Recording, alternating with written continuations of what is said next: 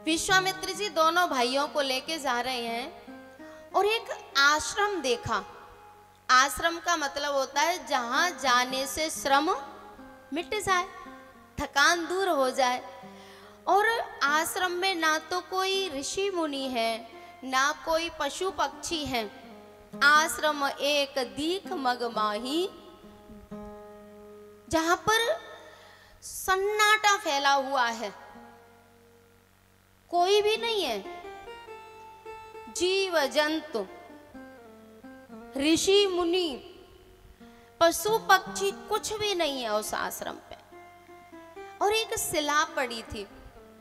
राम जी ने पूछा, ये गुरुदेव ये शिला कैसी है? गुरुजी ने कहा, इसके बारे में तो कोई नहीं पूछता, आप क्यों पूछ रहे हैं?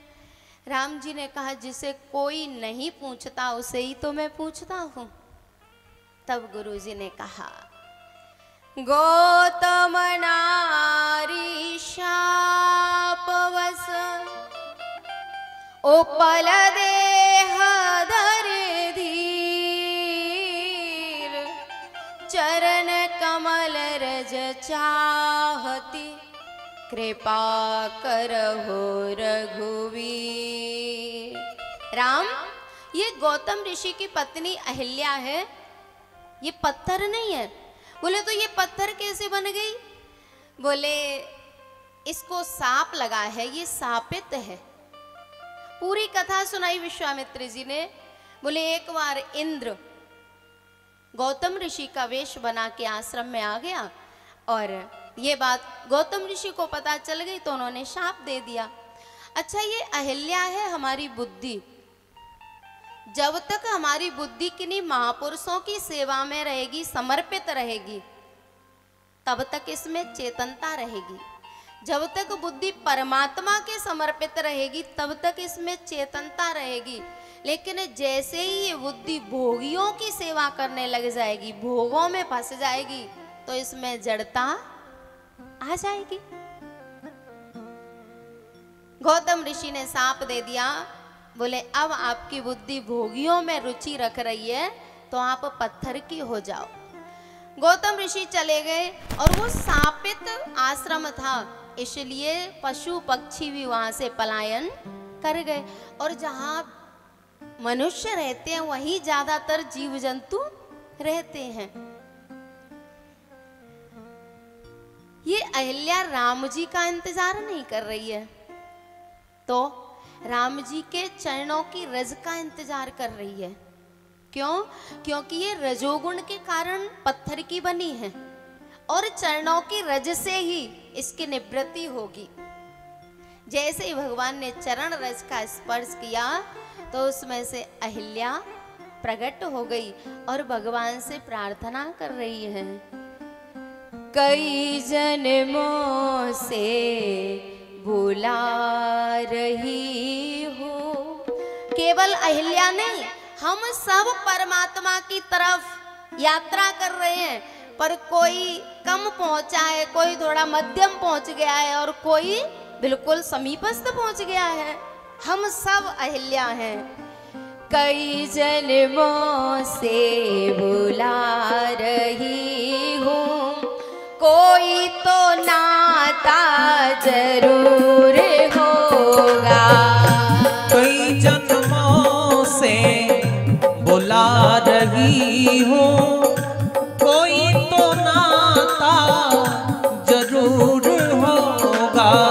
नजरों से नजरें मिला न पाई, नजरों से नजरें मिला न पाई, मेरी नजर का कसूर होगा। नजरों से नजरें मिला न पाई, मेरी नजर का कसूर होगा।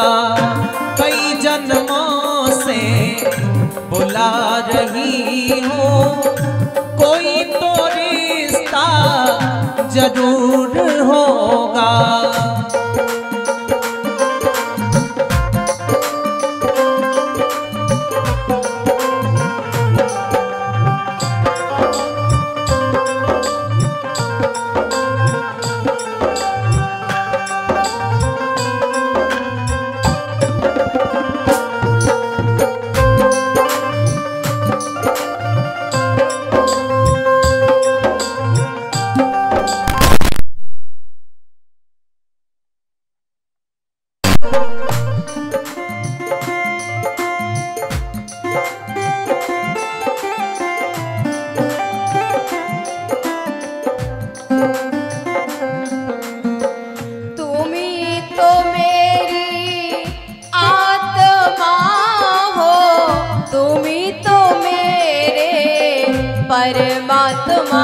हो।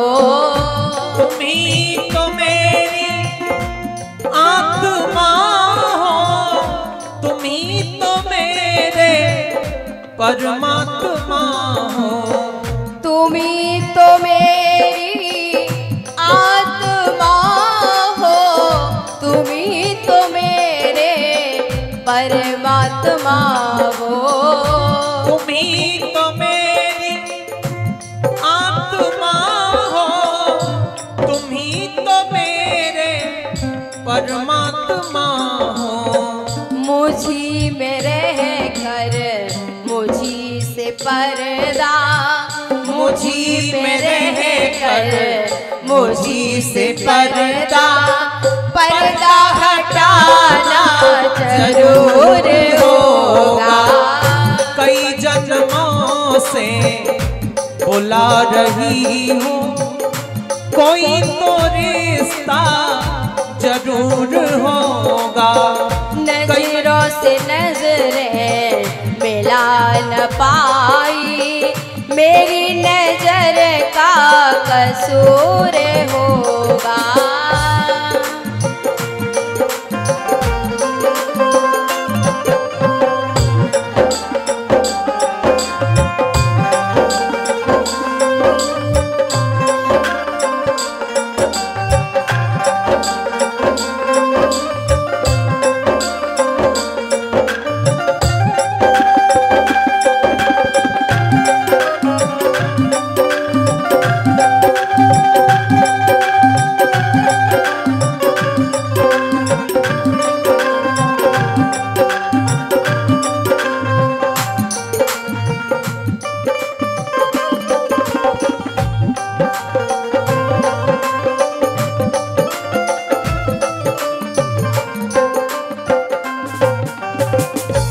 मुझी में रह कर मुझी से पर्दा, पर्दा हटाना जरूर होगा। नजरों से नजरें मिला न पाई, मेरी नजर का। तो अहिल्या से अपराध हुआ था भगत जी, इससे अपराध हुआ था। और नारी का सबसे बड़ा धर्म होता है पतिव्रत धर्म, वो नष्ट हो गया।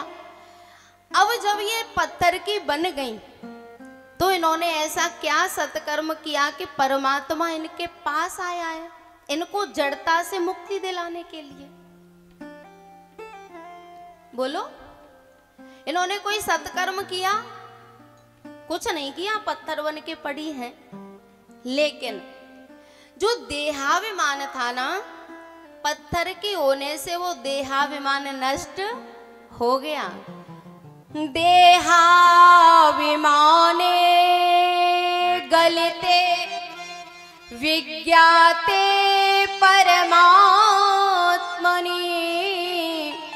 यत्र यत्र मनो याति तत्र तत्र समाधय। जो देहाभिमान होता है, जड़ में जो मैंपना, ये शरीर जड़ ही तो है, गर्दन हिलानी पड़ेगी। शरीर जड़ है कि चेतन?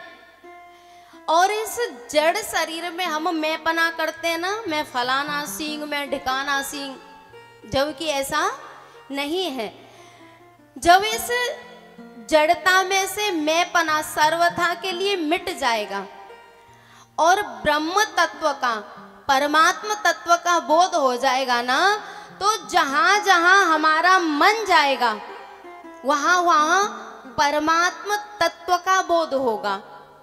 और ऐसा साधक जो ब्रह्मनिष्ठ हो गया है, जिसे ब्रह्म तत्व की जानकारी हो गई है, वो जहां जहां जाएगा वह उसकी सहज समाधि होगी, वही उसकी समाधि है। और ये अहिल्या का क्या हुआ? जैसे ही पत्थर की बन गई तो अब देहाभिमान नष्ट हो गया।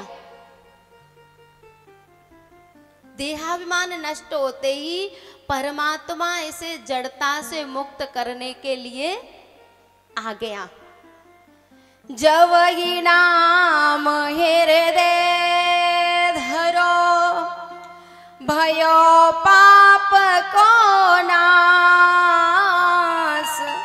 जो चिनगारी आग की पड़ी पुराने घास। जब तलक है भेद मन में कुछ नहीं कर पाएगा। जब तक द्वैत है, मैं अलग हूं और परमात्मा अलग है, तब तक बात बनने वाली नहीं है। जब तलक है भेद मन में कुछ नहीं कर पाएगा। रंग लाएगा ये साधन भेद मिट जाने के बाद। रंग लाएगा ये साधन भेद मिट जाने के बाद।